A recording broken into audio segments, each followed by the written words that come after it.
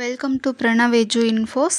UGTRB எக்ஸாமில் வந்து நான் அவைலபிள் வேக்கன்சினா என்ன, டி ரிசர்வேஷன்னா என்ன, பேக்லாக் வேக்கன்சிஸ்னா என்ன, ஜென்ரல் மெரிட் லிஸ்ட்னா என்ன, கரண்ட் வேக்கன்சிஸ் என்ன, நியூ ஆடண்டம் வந்து வருமா வராதா, இந்த மாதிரி நம்மளுக்கு நிறைய பெரிய குழப்பமே போயிட்டுருக்குது. இதுக்கான டீட்டெயில்ஸ் தான் இந்த வீடியோவில் வந்து பார்க்க போகிறோம்.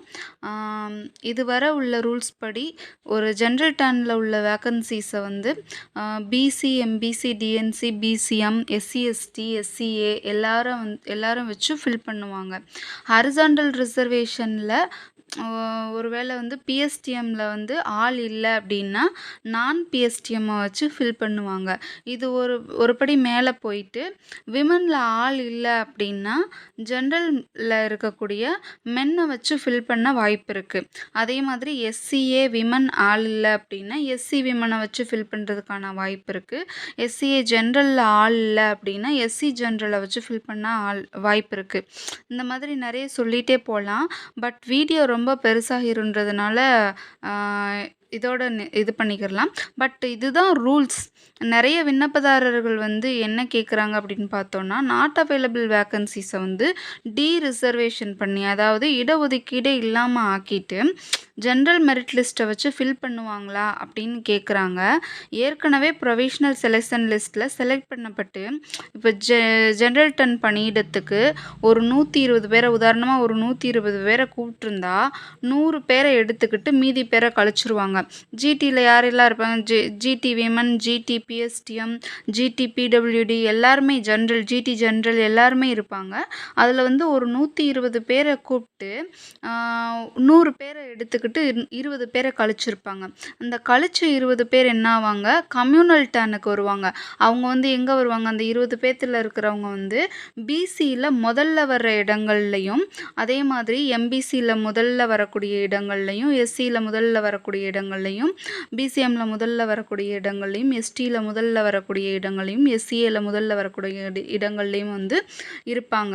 அப்போது இப்போ உதாரணமாக வந்து பிசியில் வந்து ஒரு 40 பேரை, ஒரு 50 பேரை இன்டர்வியூக்கு கூப்பிட்ருக்காங்க. ஆனால் 40 சீட் தான் அப்படின்னா மேலேருந்து ஏற்கனவே வந்து ஒரு 10 பேர் வர்றாங்க. ஜிடியிலேருந்து ஒரு 10 பேர் வந்து வெளியில் வர்றாங்கன்னா அவங்க வந்து இந்த கம்யூனல் டர்னில் வந்து முதல்ல வந்துடுவாங்க.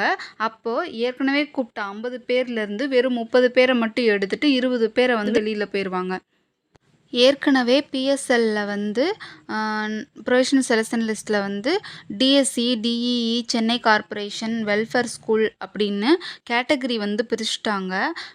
டிஎஸ்சியில் வேலை கிடைச்ச ஒருத்தர் வந்து தமிழ்நாட்டில் இருக்கிற எந்த ஹை ஸ்கூல் அல்லது ஹையர் செகண்டரி ஸ்கூலுக்கும் பட்டதாரி ஆசிரியராக பணிமாறுதல் வந்து பெற முடியும், டிரான்ஸ்ஃபர் ஆக முடியும். பிஜிஆவோ அல்லது ஹை ஸ்கூல் ஹெச்எம்ஆவோ பதவி உயர்வும் ஆக முடியும். அவர் எந்த ஸ்கூல் டிரான்ஸ்ஃபர் ஆனாலும் அவர் அங்கே வந்து சீனியாரிட்டி வந்து அவருக்கு வந்து மாறாது. அதே மாதிரி டிஇஇயில் வந்து வேலை கிடைச்ச ஒருத்தருக்கு வந்து இன்னொரு மிடில் ஸ்கூலில் தான் மட்டும்தான் வந்து அவர் டிரான்ஸ்ஃபர் ஆக முடியும். அதே மாதிரி ஒரு மிடில் ஸ்கூல் ஹெச்எம்ஆ மட்டும்தான் பதவி உயர்வு வந்து அவருக்கு கிடைக்கும். அவர் வந்து பிஜிஆ வந்து ஆக முடியாது. அதே மாதிரி சென்னை கார்ப்பரேஷனில் இருக்கிற ஒருத்தர் வந்து சென்னை கார்ப்பரேஷனுக்குள்ளே மட்டும்தான் பணி மாறுதலும் பதவி உயர்வும் வந்து அவருக்கு கிடைக்கும். சேமஸ் வெல்ஃபேர் ஸ்கூல்ஸான ஏடிடபிள்யூ சீர்மரபினர் ஸ்கூல்ஸ் கிடைச்சவங்களுக்கும் வந்து இதே ரூல்ஸ் தான். இவங்க வந்து அந்த ஸ்கூல்ஸ்குள்ளே மட்டும்தான் வந்து பணிமாறுதல் மற்றும் பதவி உயர்வு வந்து ஆக முடியும். இப்போ வந்து ஏற்கனவே வந்து ப்ரொவிஷனல் செலெக்ஷன் லிஸ்ட் வெளியிட்டு செலக்ட் ஆனவங்களுக்கு வந்து டிஇஇ, டிஎஸ்சி அப்படின்னு துறை வந்து டிபார்ட்மெண்ட் வந்து பிரிச்சுட்டாங்க. ஸோ நாட் அவைலபிள் வேக்கன்சிஸில் DEE, DSC, disability school, Chennai corporation school, welfare ஸ்கூல்னு எல்லா இடங்களும் காலியாக தான், எல்லா துறையும் காலியாக தான் இருக்குது. ஏற்கனவே ப்ரொவிஷனல் செலெக்ஷன் லிஸ்ட்டில் செலக்ட் ஆகாத ஒருத்தரை எப்படி ஜென்ரல் மெரிட் லிஸ்ட்னு டிஆர்பி வந்து ஏற்றுக்குருவாங்க. ஸோ கூடுதலாக பிஎஸ்எல்ல இருக்கிற கூடுதலாக மார்க் எடுத்த ஒருத்தர் வந்து பிஎஸ்எல்ல இருப்பார்.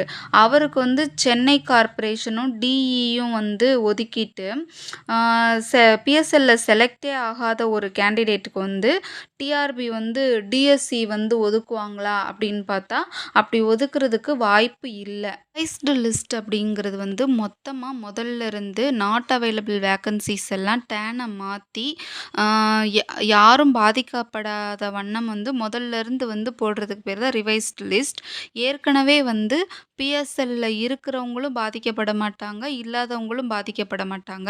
அவங்கவங்க மார்க்குக்கு ஏற்ற துறை வந்து டிஆர்பி வந்து ஒதுக்கும். ஆனால் இனிமே முழுமையான ரிவைஸ்டு லிஸ்ட் வர்றதுக்கான சாத்தியம் வந்து 99% கிடையாது. நம்பிக்கையோட பொறுத்திருந்து பார்ப்போம்.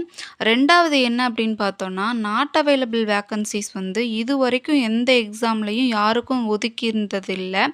PGTRB exam, DIET exam, college lecturer எக்ஸாம்ன்ட்டு நம்ம டிஆர்பி வெப்சைட்டில் இருக்கக்கூடிய ரிசல்ட்லாம் எடுத்து பார்த்தோம்னா, அந்த நாட் அவைலபிள் வேக்கன்ஸீஸ்லாம் இதுவரைக்கும் வந்து யாரும் வேற டர்னுக்கு ஒதுக்கி அதை வந்து ஃபில் பண்ணது கிடையாது. அது வந்து கண்டிப்பாக வந்து பேக்லாக் வேக்கன்ஸீஸாக தான் மாறும். அடுத்த ரெக்ரூட்மெண்ட்டுக்கு அந்த பேக்லாக் வேக்கன்ஸீஸை வந்து எடுத்துகிட்டு போவாங்க. அடுத்த 3வது என்ன அப்படின்னு பார்த்தோம்னா, அரசு நம்ம ஏற்கனவே வீடியோவில் சொன்னபடி நாட் அவைலபிள் வேக்கன்ஸீஸை வந்து அப்படியே பேக்லாக் வேக்கன்ஸீஸாக மாற்றிட்டு அடுத்த ரெக்ரூட்மெண்ட்டுக்கு கொண்டு போயிட்டு அதுக்கு பதிலாக நாட் அவைலபிள் வேக்கன்ஸீஸ்க்கு ஈக்குவலான கரண்ட் வேக்கன்ஸீஸை வந்து உருவாக்கி புதுசாக வந்து ஆடெண்டம் போடலாம். ஏன் அப்படின்னு பார்த்தோம்னா, டிஆர்பி வந்து 3192 வேக்கன்ஸீஸை ஃபில் பண்ணுறதுக்கான ஒப்புதலை வந்து நிதித்துறை கிட்ட இருந்து வாங்கிட்டாங்க. நிதித்துறையும் வந்து ஒப்புதல் கொடுத்துருக்குறாங்க.